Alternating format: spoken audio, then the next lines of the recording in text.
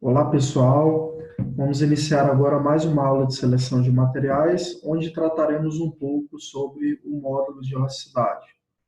Falaremos um pouco do seu conceito, das suas relações, né, da lei de Hooke utilizada para calcular o módulo de elasticidade e encontraremos as relações do módulo com a densidade e com o custo dos materiais, né, que é o escopo da nossa disciplina, relacionar propriedades para que a gente faça uma seleção mais adequada para esses materiais, certo? Então vamos lá. Um dos requisitos mais importantes a ser levado em consideração no projeto de equipamentos mecânicos é o comportamento mecânico dos materiais, ou seja, a resposta desses materiais quando ele é submetido a uma carga, seja ela estática, observada em estruturas, ou dinâmica, observada em máquinas e equipamentos. Ok? Dessa forma, as propriedades-chave mecânicas para projetos são rigidez ou módulo de elasticidade, certo? Como primeira propriedade aí que nós vamos estar trabalhando. Depois, a tensão limite de resistência mecânica, e aí entendam essa tensão limite de resistência mecânica de duas maneiras. Uma, né, como a gente está trabalhando com todas as classes de materiais, né, tanto os metais quanto os cerâmicos, polímeros e os compósitos, essa tensão limite de resistência mecânica tem conceitos diferentes para cada um dessas classes de materiais, certo? Então, para os metais, por exemplo, essa tensão limite de resistência mecânica não seria aquela tensão máxima observada no gráfico diagrama tensão-deformação, tá? E sim seria o nosso limite de escoamento. Porque uma vez que a gente sabe, né, que uma vez que o nosso material metálico, quando ele supera esse limite de escoamento, ele, em muitos casos, já vem a falhar, né? Qualquer escoamento plástico que ocorra no metal já pode ser um indicativo de falha para esses materiais também, certo? Já os materiais cerâmicos, essa tensão limite de resistência mecânica seria a tensão próxima à tensão de fratura, né, desses materiais, justamente porque pouco ou quase nenhum escoamento plástico é observado nesses materiais, tá bom? Enquanto que nos materiais poliméricos, nós temos a tensão limite de resistência mecânica como a tensão necessária para causar o rasgamento do material polimérico e nos materiais compósitos, essa tensão limite de resistência mecânica ela é um pouco mais complexa, uma vez que nós temos fases diferentes no material, né, com geometrias às vezes diferentes, e com isso a gente tem diferentes parâmetros para serem avaliados como limite de resistência mecânica. Tá bom? Então é um assunto bem complexo que nós iremos tratar na próxima aula. Dutilidade, tenacidade, dispensa uma explicação, certo? Tenacidade é fratura. O que vem a ser a tenacidade e a fratura? É a tenacidade, né? É a resistência à propagação de uma trinca pré-existente no material, ok? Ela se difere da tenacidade um pouco, certo? Essa tenacidade primeira que nós vemos aí é a tenacidade observada no gráfico tensão-deformação do material, enquanto que a tenacidade e a fratura é a energia necessária para a propagação, né, e colapso, né, de uma trinca em um material. Geralmente muito relacionado aos materiais frágeis, tá? As cerâmicas são um exemplo claro disso. Temos também a dureza, que é geralmente, né, inversamente proporcional à tenacidade e à fratura. Limite de resistência à fadiga, são casos onde nós precisamos avaliar a resistência dinâmica, né, a resistência mecânica dinâmica desse material, e o comportamento influência. Né? Uma vez que os materiais poliméricos têm uma baixa resistência à fluência, o que isso significa? Qualquer variação mínima da temperatura, certo? Já causa uma alteração significativa na propriedade mecânica desses materiais. Tá? Então, uma vez que isso ocorre, a gente precisa entender como é que é o comportamento desses materiais e influência, tá bom? Alguns metais também, que têm baixo ponto de fusão, vão ter um comportamento e influência avaliado. Tá? Então, características gerais, começaremos aqui explicando sobre o diagrama tensão-deformação, né? Já que nós vamos falar do módulo de elasticidade. Se uma carga é estática ou se varia de maneira relativamente lenta ao longo do tempo, o comportamento mecânico pode ser avaliado por um simples ensaio tensão-deformação. Há 4 maneiras principais pelas quais uma carga pode ser aplicada. São elas: tração, compressão, torção e flexão. Tá? Tração e compressão muito bem difundidos, né? Geralmente, os ensaios que a gente mais observa na engenharia mecânica são os ensaios de tração, né? Principalmente de materiais metálicos, uma vez que geralmente, né, em estruturas, os materiais metálicos estão sendo submetidos a tensões de tração ou tensões de compressão. Tá? Ensaios de torção e ensaios de flexão são um pouco menos conhecidos. Tá? Flexão até um pouco mais que torção também. Ensaios de torção são utilizados quando se quer avaliar a resistência pura cisalhante de certos materiais. Tá? Enquanto a resistência à flexão é muito utilizada em materiais cerâmicos, tá? Como forma de avaliar o seu diagrama tensão-deformação. Tudo bem? Bom, na região elástica, tá? Quando uma amostra de material é solicitada por uma força e sofre uma deformação, e após a retirada da força aplicada recupera suas dimensões originais, essa deformação é definida como deformação elástica. Certo, pessoal? Como o próprio nome já diz, né, a deformação elástica é aquela deformação recuperável. Tá? Ou seja, apliquei uma carga, como consequência dessa carga, o material irá sofrer uma deformação. Se eu tirar a aplicação dessa carga, o material volta às suas características iniciais, em termos, né, de geometria, tá bom? De dimensão, né? Esse comportamento foi estudado por Robert Hooke, em 1676, que expressou que a tensão resultante da aplicação de uma força em um material é diretamente proporcional à sua deformação. E aí ele usou um modelo baseado em molas, tá? No qual ficou conhecida como lei de Hooke. Tá? E aí a equação está sendo representada abaixo, onde a gente tem a tensão aplicada sendo igual ao módulo de elasticidade e a deformação específica. É uma equação bem similar, né, àquela observada na mecânica, para o comportamento de molas, certo? Onde a gente tem a força sendo igual à constante elástica da mola, vezes a deformação causada por aquela força aplicada, ok? Então, Hooke usou exatamente do mesmo modelo matemático, tá? Para simular isso para os materiais. O que ele achava? Ele achava basicamente o seguinte, que quando nós temos dois átomos em ligação, o que estabelece a força de ligação entre esses dois átomos pode ser modelado como uma mola entre esses dois materiais com uma certa constante elástica. Então, a ligação entre dois átomos diferentes ou do mesmo tipo vai ter constantes elásticas, certo? Diferentes. E aí, essa constante elástica, ele chamou de módulo de elasticidade, certo? Que também pode ser conhecido como um módulo de Young, tá, pessoal? Justamente por ser um outro cientista, tá, que determinou, tá bom?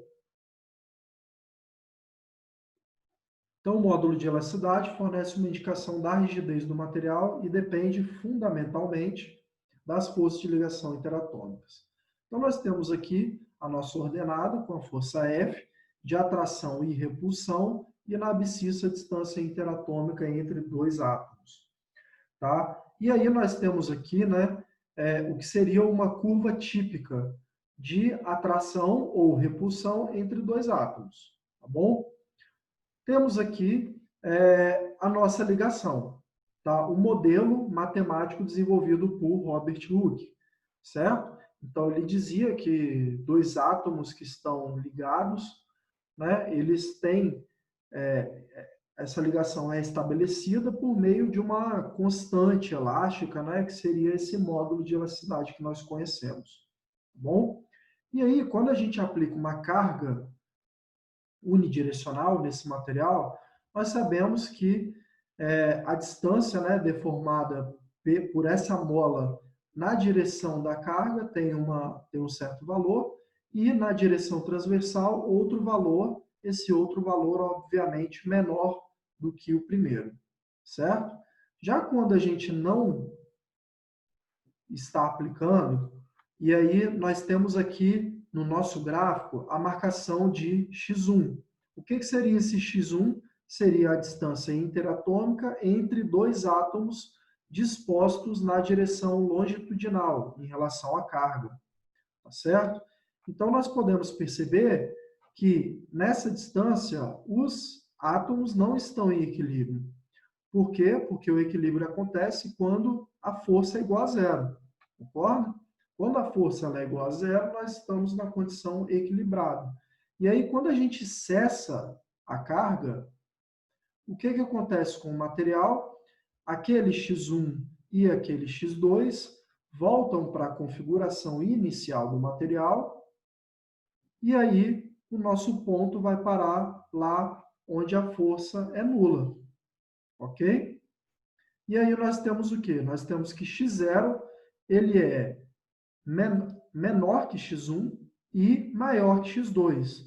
E aí um pouco mais na frente nós vamos ver que isso dá a uma nova relação ou uma nova propriedade do material, chamada de coeficiente de Poisson, certo? E aí, naquele ponto ali onde a nossa força é zero, se traçarmos a tangente à nossa função, tá? Força por distância interatômica, naquele ponto ali, nós podemos observar que o módulo de elasticidade ele vai ser diretamente proporcional. Tá? Então, materiais que têm uma alta tangente, né, naquele ponto de força zero, significa que esses materiais têm um alto módulo de elasticidade. Ou seja, o que isso significa? Que eu preciso de uma força maior para provocar a deformação nesse material. Simples assim, que é o que a própria equação já traz para a gente, ok? Um material que tem um maior módulo de elasticidade significa que ele é mais rígido, ou seja, que para uma mesma carga sendo aplicada, esse material mais rígido vai se deformar menos do que o material menos rígido dentro da região elástica, tá certo? Basicamente isso que está sendo mostrado. Bom, aqui a tabela 3 ela traz alguns valores de módulo de elasticidade para alguns aços comuns, né, utilizados principalmente na construção mecânica. Tá? Então, nós temos aqui aços carbono, aços ligados, certo? 41, 40, 43, 40, aços inox, tá certo? E aí perceba o seguinte, que a maior parte de todos esses aços, apesar deles terem composições bem diversificadas, né? Obviamente, a sua base continua sendo o ferro e o carbono, mas existe a inserção aí de vários outros elementos de liga em alguns desses aços. Perceba que o módulo de elasticidade pouco varia em relação a esses materiais, certo? A gente pode observar ali que o aço inox tem um módulo de 193 gigapascal, enquanto os aços carbono, né, e os ligados, eles têm um módulo de 207, né, uma variação aí de menos de 10%, ok? Esse módulo de elasticidade. Variação essa que é causada justamente pela inserção desses elementos de liga, tá? Então, aqui está sendo mostrado que, né, que o módulo de elasticidade ele independe, certo, pessoal, dos tratamentos térmicos que podem ser aplicados aos materiais, tá bom?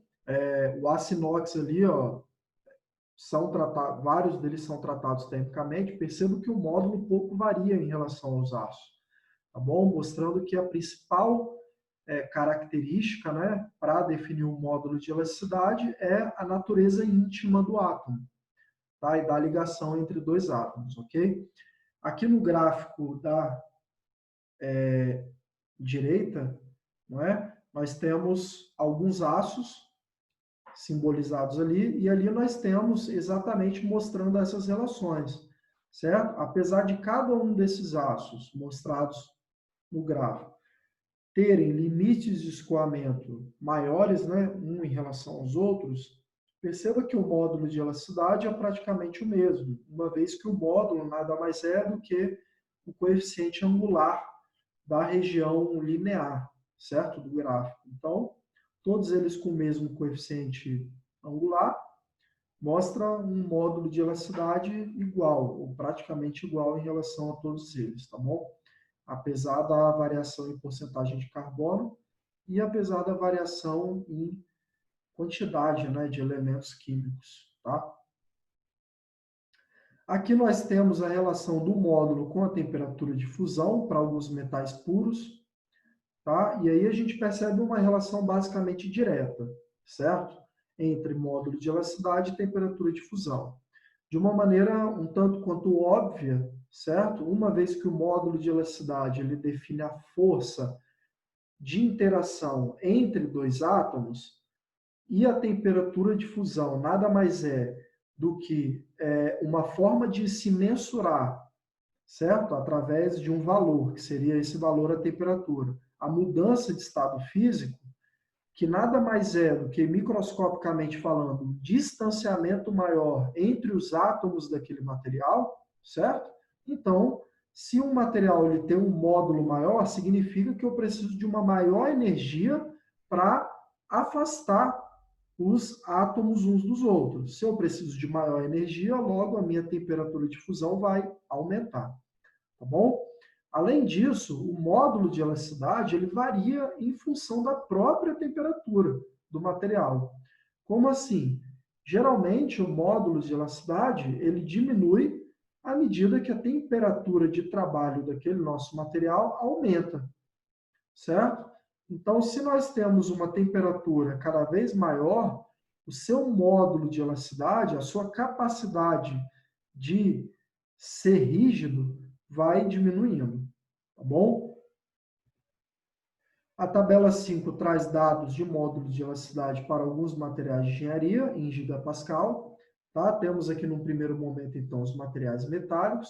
Perceba, na parte dos materiais metálicos, à esquerda, os aços, né, e ferros fundidos, todos eles com valores de módulo de elasticidade muito próximos, enquanto que na parte da direita nós temos os metais não ferrosos com valores aí dos mais diversos, certo? Desde 68 gigapascal, 12, 15 para o chumbo ali, ou seja, material bem mole, né?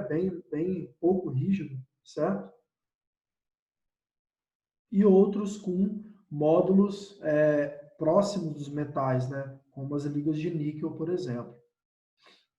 Materiais cerâmicos com seus devidos módulos, algumas cerâmicas não técnicas à esquerda, certo? Com módulos relativamente menores do que os aços, e cerâmicas técnicas à direita, com módulos suficientemente maiores do que os metais, mostrando que os materiais cerâmicos, né, são geralmente materiais mais rígidos do que os materiais metálicos.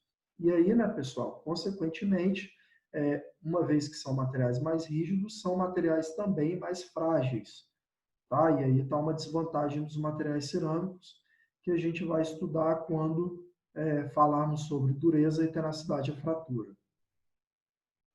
Materiais poliméricos, tá? Com módulos de elasticidade relativamente baixos, né? Tanto em relação aos metais quanto em relação aos materiais cerâmicos, né? Valores muito abaixo, ou seja, mostrando que esses materiais têm como característica ser bastante flexíveis, ok? Pouco rígidos, tá?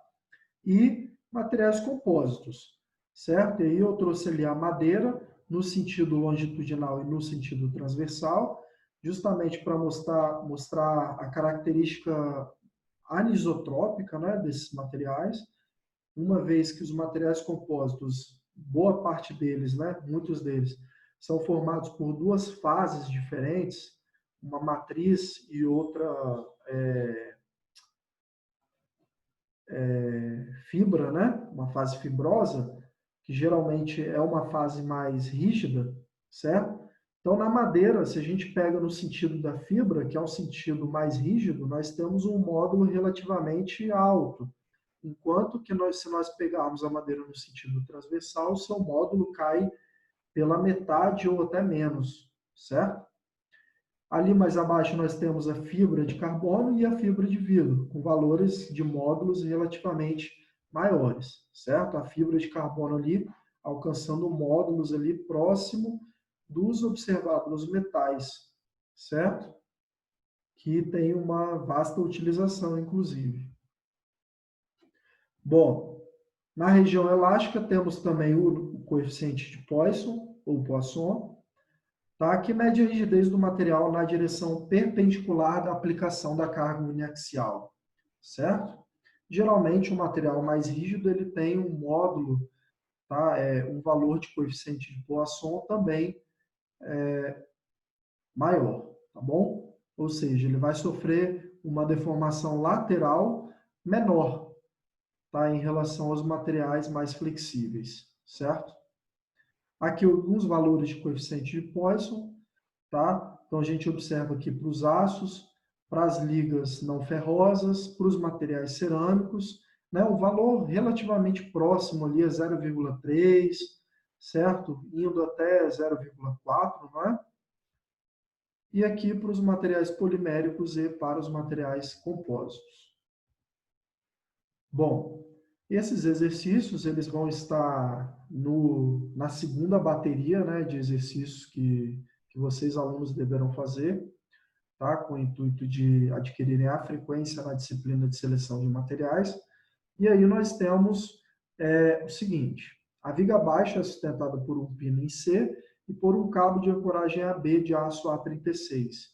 E ali eu estou dando duas propriedades, né? Um módulo de elasticidade em gigapascal e um coeficiente de Poisson.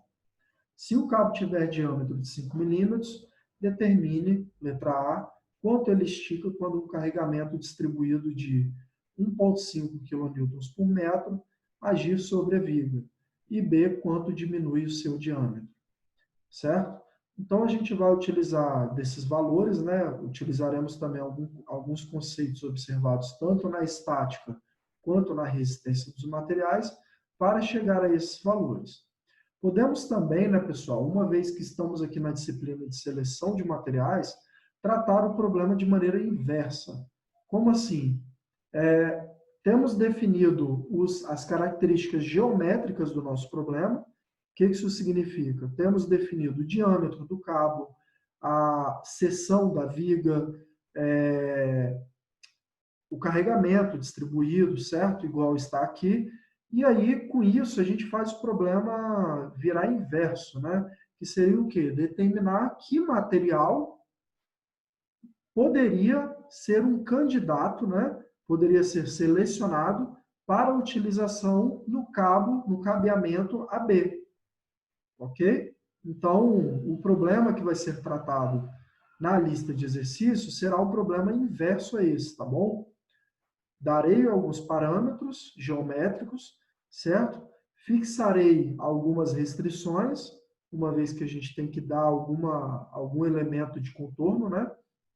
E aí, com isso, vocês, né, utilizando os gráficos de seleção de materiais, poderão determinar que materiais podem ser selecionados para ser aplicados nesse quesito aqui, tá bom?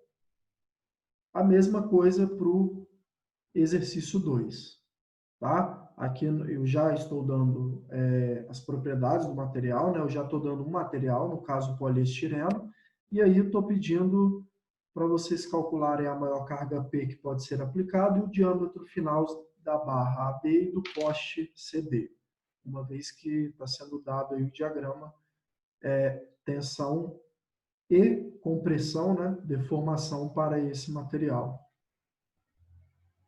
Bom, densidade, né? Vimos na aula anterior que a densidade de um sólido depende tanto do peso atômico dos átomos, como do modo como estão empacotados. A dispersão da densidade vem principalmente, tá, pessoal, do peso atômico dos átomos. Isso por quê? Se a gente pega, por exemplo, os metais, né, nós observamos na primeira aula, quando a gente estava tratando sobre densidade e custo, que nós temos o aço, né, com uma densidade ali aproximada de 7,9 gramas por centímetro cúbico, e nós temos o alumínio, com cerca de 1/3 dessa densidade. Por que o alumínio tem 1/3 da densidade do aço, se eles têm a mesma estrutura cristalina? Ou seja, eles têm o mesmo fator de empacotamento atômico, eles têm, né, a mesma razão de número de átomos por volume de célula unitária. Por que um tem uma densidade tão alta e outro uma densidade tão baixa? Então, um dos parâmetros que vão influenciar significativamente nessa densidade é o peso atômico dos átomos. Tá? Se a gente observar na tabela periódica, o ferro ele tem um peso atômico bem maior do que o alumínio. Tá? E aí a gente vai ver que essa variação do peso atômico é que dá toda essa variação na densidade para esses materiais. Tá? Então, os metais são densos, geralmente, porque são feitos de átomos pesados, uma vez que são feitos de átomos metálicos, certo? E, além disso, eles são impactados compactamente. Tá? Nós temos as estruturas CFC e HC, com um fator de empacotamento de 72%, e a CCC com fator de empacotamento de 68%. Materiais cerâmicos são relativamente menos densos que os metais, devido à presença de átomos leves e à porosidade natural do seu processamento, certo? Uma vez que materiais cerâmicos são muito produzidos por metalurgia do pó, principalmente as cerâmicas técnicas, né? Esse processo de fabricação, naturalmente, ele deixa poros no material.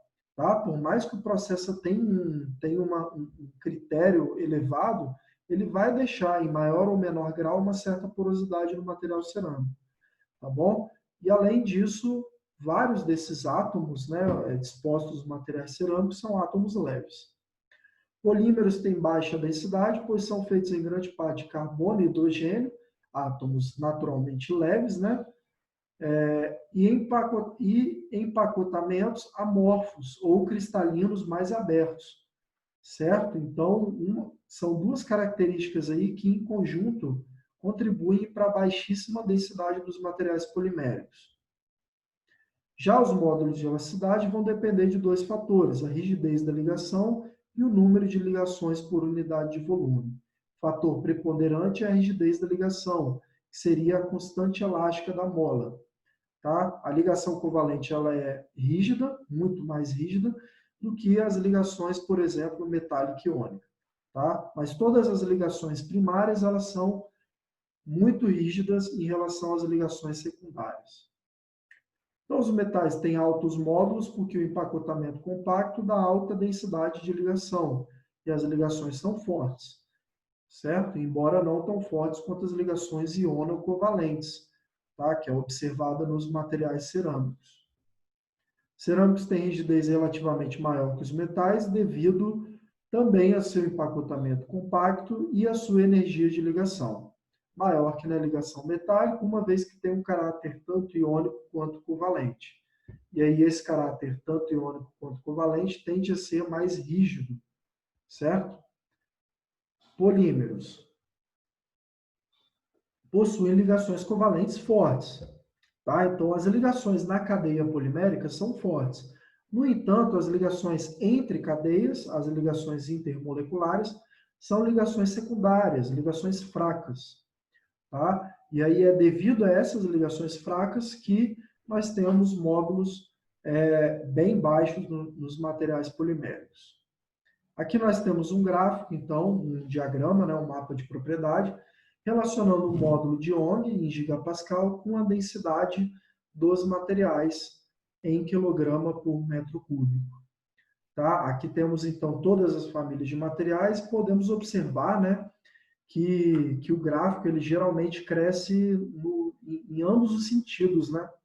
No sentido tanto de densidade quanto no sentido de módulo de Young, certo?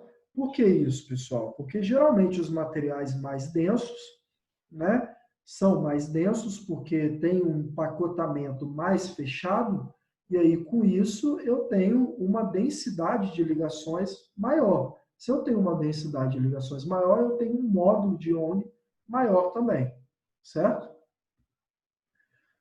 Então vamos lá. Aqui no custo, quando nós vamos relacionar o custo com o módulo de Young, nós iremos utilizar a relação CVR, que nada mais é que o custo relativo por unidade de volume, tá? Onde nós temos o custo por unidade de volume do nosso material de interesse dividido pelo custo por unidade de volume do aço doce. Tá? Por que utilizar o aço doce? Porque o aço doce é um material que é um material muito referenciado, certo? Muito utilizado em construção mecânica. Tá? E aí nós referenciamos, né, normalizamos em relação a esse material. Tá bom? Aqui, então, nós temos o gráfico do módulo de Young pelo custo relativo por unidade de volume e, né, podemos observar que o diagrama ele fica bem preenchido, né, em toda a sua extensão, tanto na parte inferior quanto na parte superior, tá? Então, nós temos tanto materiais com custos relativamente altos com baixo módulo e custos relativamente altos com alto módulo também.